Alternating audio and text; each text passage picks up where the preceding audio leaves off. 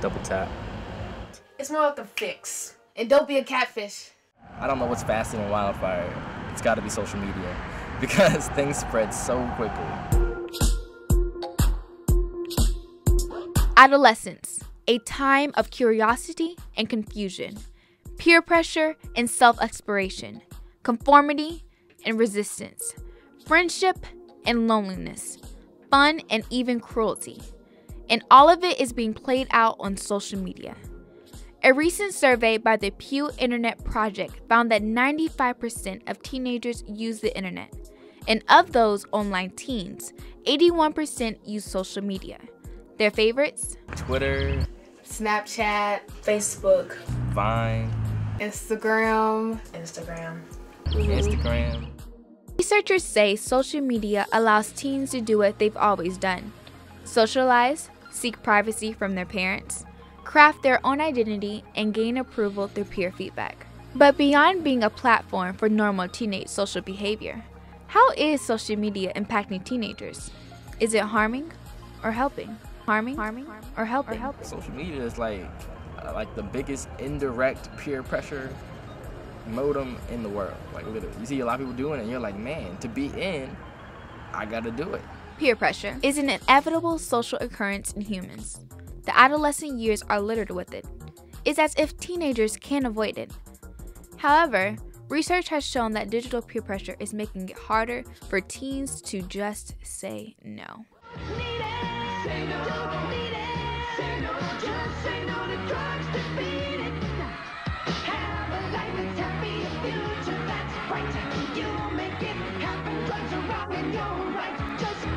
It's like, let's say someone, like a young teenager, let's say 14 or 13, like smoking one and like posting on Instagram, and then some other teenager is gonna do the same because they're, oh yeah, you're my same age and you're doing that, so maybe I should do that. And since you got likes, like let's say 1,000, maybe I will get 1,000 too. But it's crazy because it's not like in life peer pressure, because nobody really is saying if you're not doing this, you're not cool. They're just posting themselves doing it.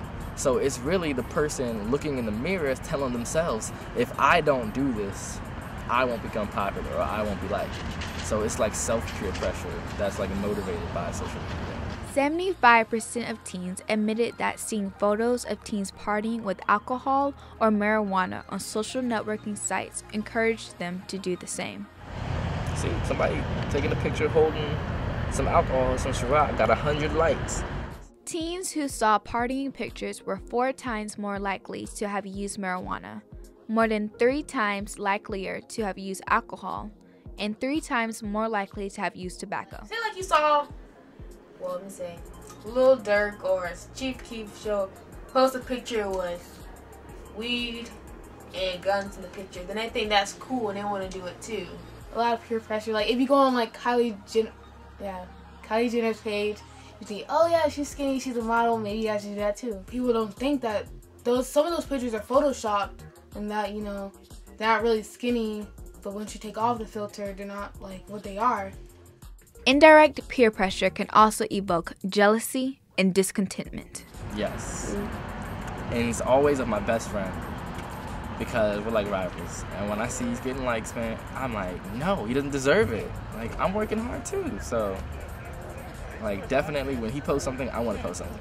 If he like gets a like or favorite on something, I want to post something. Like, I want to like, or if I get it, like, I just always want to be like more popular than him. And that's when I get jealous. When you look on the explore page of Instagram, it has like all these like cheer photos on some of them, and I click on their pages and I see all these girls doing backflips and like tucks, and I'm like, oh my god, I wish I could do that, but like I can't. Social media also lends itself to be used irresponsibly by teenagers who engage in oversharing things about themselves or others. This can lead to embarrassment, humiliation, and can even put their lives in danger. A responsible teenager like doesn't talk to strangers on the internet, doesn't put dirty stuff on the internet, like not like things that your mother wouldn't see. A non-responsible teenager would like just put anything that they think or see on the internet to let everybody see. I'm the irresponsible one. Irresponsible use also includes cyberbullying and internet conflict, both of which place a dark cloud over teenagers' social media experiences. Well, there was a time when I said something about my best friend because, I didn't like the way he was acting. So, I just kind of commented on it. And then people saw it, told it to him. He saw it, blew it out of proportion. And then we're both going back and forth on social media. Stratton's carefree social media behavior put his friendship in jeopardy. He was being a girl. He had way too many emotions. Like, it was killing me, yo. And I was like, you were born a boy for a reason, so act like it. His friend became defensive and violated the bro code, disclosing Stratton's secrets online for all to see. Because what fixed it is us talking on the phone. So if we had talked like face to face in the first place, I don't think we would have ever gotten mad at each other, would have ever blown it out, would have ever put our feelings on the internet. Last Tuesday, I saw this altercation on Instagram between two girls. And I'm like, it's in my mind, like, instead of causing this drama or causing this scene on Instagram, you have people you really don't know coming into it, and it's between you and the person you're talking to.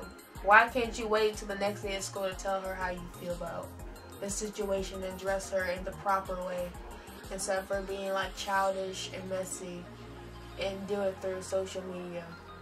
And you got boys come in and tell her, oh, you better beat her up. Now that so many teens are constantly connected via their smartphones, social media is one of the preferred outlets for bullies. They can access their victims at any time, remain anonymous, and are less likely to get in trouble. Recent cyberbullying statistics reveal that 7 out of 10 young people have been victims of cyberbullying. I feel like it's really like social media is a way to attack someone without being near them. And that's the problem, because everybody sees it though. Somebody can come out of nowhere and be like, oh, you need to take this picture down. You look toe up in this picture. Stuff like that. So you would think that picture's banging. That you thought that was the best picture you took out of all of the tries that you took that picture. And you put it up and somebody knocks your spirit down by the wayside. Right? That really tears down your self-esteem, because you start thinking of yourself as ugly. You don't appreciate the gift that God gave you. Cyberbullying often leads to anxiety, depression, and low self-esteem. It has even resulted in suicide. On October 27, 2012, 13-year-old Erin Gallagher took her own life. Bullies had been harassing her on Ask FM about her weight and appearance. In her last post, she responded to one of her bullies. 2 months later, Erin's 15-year-old sister, Shannon, committed suicide.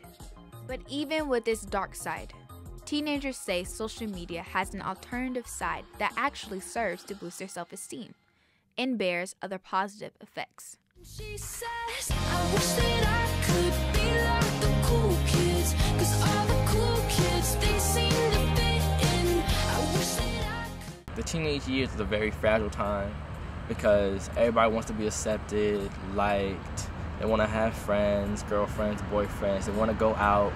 So the benefits are that it allows you to try to meet people without actually putting yourself all the way out there. Social media allows teens to make friends and receive positive peer feedback. Back when I was lonely, I didn't have anybody I could call a real friend. I just kind of stayed inside. I didn't like going anywhere.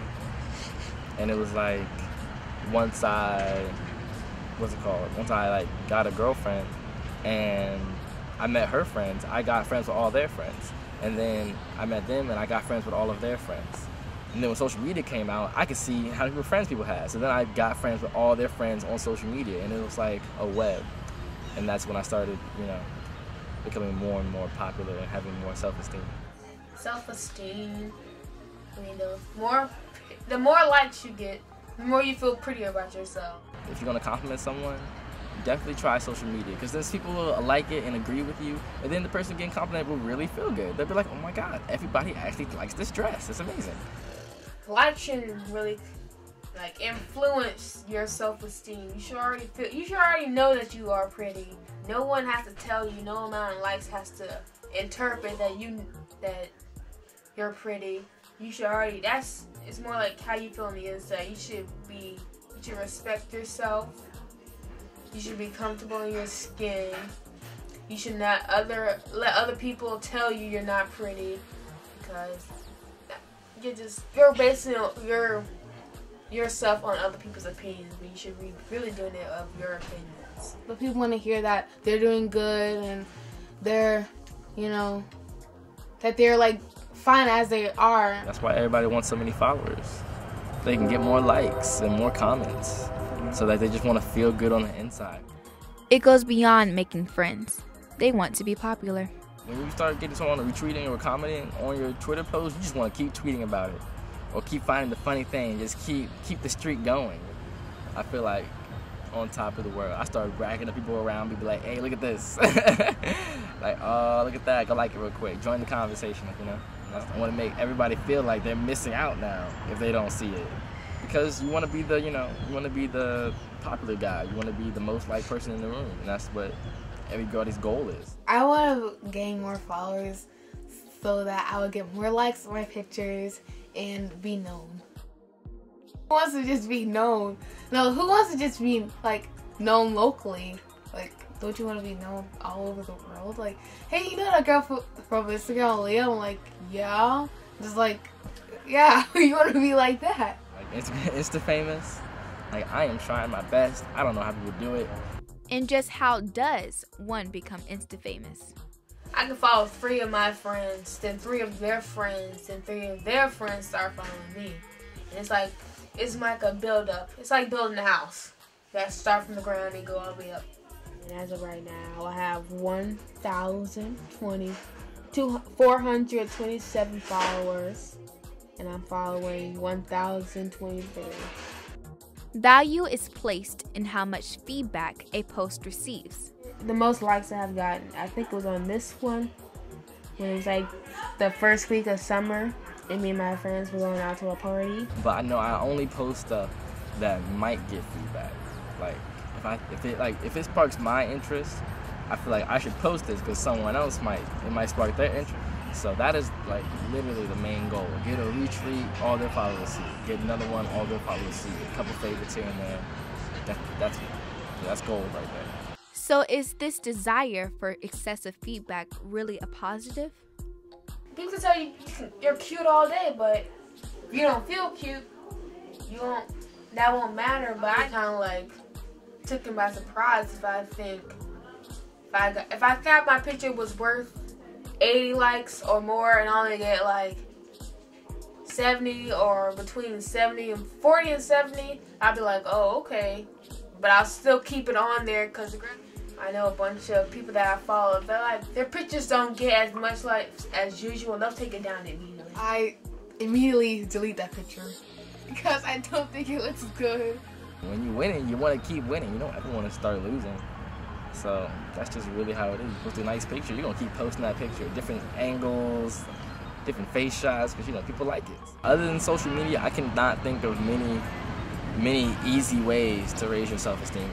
It's social media, so it's how serious you take it. Social media has really ruined some lives, but I feel like it's made some too. Celebrities. It's a double-edged sword, definitely. So do the positives of social media outweigh the negatives? You decide. Cause the players gonna play, and the haters gonna hate, baby. I'm just gonna shake.